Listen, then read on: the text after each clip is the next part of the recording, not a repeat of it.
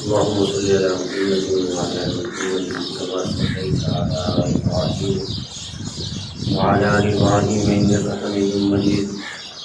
اللهم بارك على محمد وعلى آل محمد كما باركت على إبراهيم وعلى آل إبراهيم إنك حميد مجيد. يا رب صل وسلم دائما أبدا على حبيبك خير الخلق كلهم. الحمد لله الذي لم يتخذ ولدا ولم يكن له شريك في الملك ولم يكن له ولي من الذل وكبره تكبيرا. حضور اقدس صلی اللہ علیہ وسلم نے ارشاد فرمایا، بادشاہ روئے زمین پر خدا کا سایہ ہوتا ہے.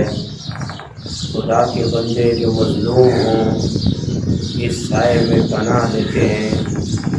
اگر وہ انصاف کرے تو اس کا ثواب دیا جاتا ہے اور رعیت پر اس کا شکریہ ادا کرنا واجب ہوتا ہے. اگر وہ ظلم کرے یا خدا کی امانت میں خیانت کرے تو بار گناہ اس پر ہے اور رعیت کو صبر کرنا لازم ہے.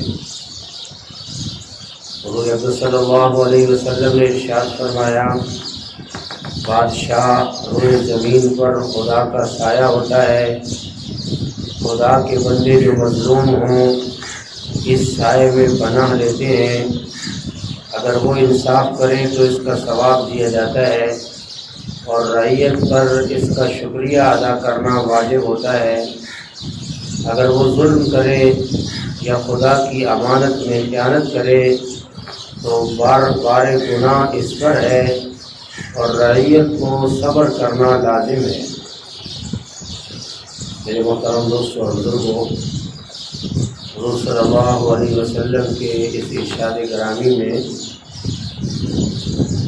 آپ نے یہ وضاحت فرمائی ہے کہ جو تمہارے ریاست کا سربراہ ہے یا حکمران ہے، جو بادشاہ ہے، فرمایا اللہ نے اس کو یہ شان اور عظمت عطا فرمائی ہے کہ وہ زمین پر خدا کا سایہ ہوتا ہے.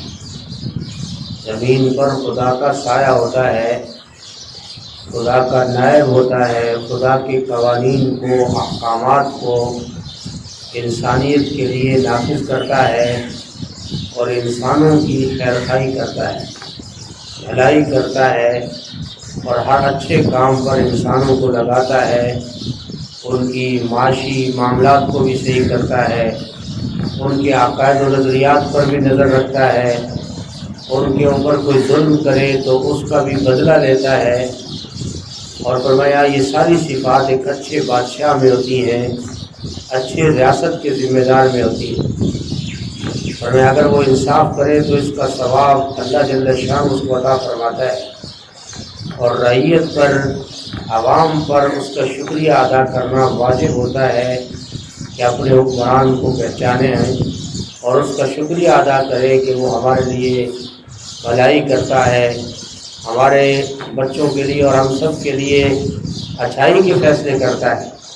اگر وہ خدا نخواستہ ظلم کرے، خدا کی امانت میں خیانت کرے، یعنی جو حکمرانی اللہ نے اس کو عطا کی ہے یہ اللہ کی طرف سے امانت ہے اور اس امانت میں اگر خیانت کرتا ہے تو سارا کا سارا بار گناہ اس ظالم بادشاہ پر ہے اور رعیت کو پھر بھی صبر کرنا لازم ہے.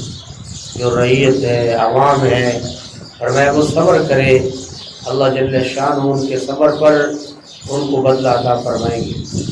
جو اس حدیث میں فرمایا گیا کہ خدا کے بندے جو مظلوم ہوتے ہیں اس بادشاہ کے سائے میں پناہ لیتے ہیں.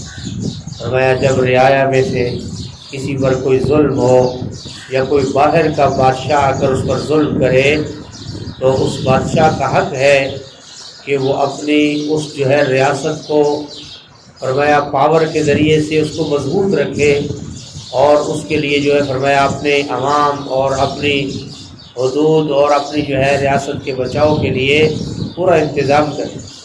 اللہ نے قرآن کریم میں فرمایا کہ تمہیں کسی جو ہے کافر قوم کے مقابلے میں چاہیے کہ تم بھی اپنی طاقت کو مضبوط بنا کے رکھو۔ اسلام نے صرف عبادات کا نظام انسانوں کو نہیں دیا، بلکہ مستقل ریاست کے چلانے کا نظام بھی اللہ اور اس کے رسول نے دیا ہے۔ اللہ نے حضرت سلیمان علیہ السلام کو نبوت بھی عطا فرمائی، بادشاہت بھی عطا فرمائی۔ حضرت داؤد علیہ السلام، حضرت سلیمان علیہ السلام داؤد علیہ السلام کے بیٹے ہیں۔ اللہ نے باپ بیٹے دونوں کو نبوت بھی دی، بادشاہت بھی عطا فرمائی۔ حضرت ابراہیم علیہ السلام کو اللہ نے نبوت بھی دی اور حکمرانی بھی عطا فرمائی، اور حضور صلی اللہ علیہ وسلم جو آخری نبی ہیں، خاتم النبیین ہیں، اللہ نے آپ کو نبوت بھی دی اور حکومت بھی دی، اور فرمایا کہ قیامت تک کے لیے میری امت میں یہ دونوں چیزیں اکٹھی چلے گی۔ جب بھی میری امت میں یہ دونوں چیزیں الگ ہو جائے گی تو پھر اس امت پر اللہ کی طرف سے مختلف قوموں کی طرف کا لوٹنا، مارنا اور اللہ کا عذاب آ جائے گا۔ آج آپ دیکھیں کہ امت کا جو حال ہے وہ انتہائی کمزور ہے، اور امت کے جو مظلوم طبقہ ہے، آج فلسطین کے مسلمان جو بیت المقدس کی حفاظت کے لیے اپنا خون جو ہے وہ بہا رہے ہیں، لیکن دنیا کے مسلم حکمرانوں کو دس سے بس بھی نہیں۔ تو فرمایا ایسے حکمران جو اپنے مظلوموں کی مدد نہ کر سکے، فرمایا کہ اللہ کی وہ پکڑ میں ہوں گے، اور اللہ جل شانہ ان کو قیامت کے دن بھی اور دنیا میں بھی رسوا کریں گے اور سزا دیں گے۔ تو گویا بادشاہ جو ہے اس کو اپنی رعایا کی تمام تر چیزوں کا خیال رکھنا، خیال کرنا، ان کی معاشیات میں، معاملات میں، عبادات میں، تمام چیزوں میں یہ وقت کے بادشاہ کی ذمہ داری میں شامل ہے، اور یہ سب چیزیں اللہ بطور امانت کے اللہ کا نبی کہہ رہا ہے کہ اس کے ذمہ یہ امانت۔ جب آج ہمارا بھی یہ ذہن بن گیا ہے کہ جو بڑا بنے، سربراہ بنے، پاکستان میں تو یہ ذہن ہے کہ بڑی کرسی پیسہ دے کر حاصل کرو، پھر اپنی منچاہی کی زندگی گزارو۔ فرمایا کہ منچاہی کی زندگی تو انسان کی نہیں ہے، فرمایا پیسے سے ان چیزوں کو حاصل کرنا یہ ظلم ہے، اور ظلمن جو چیز حاصل کی جائے اس کے ساتھ اللہ کی مدد نہیں ہوتی، اللہ کی فرمایا اللہ کا غصہ ہوتا ہے اس کے اوپر۔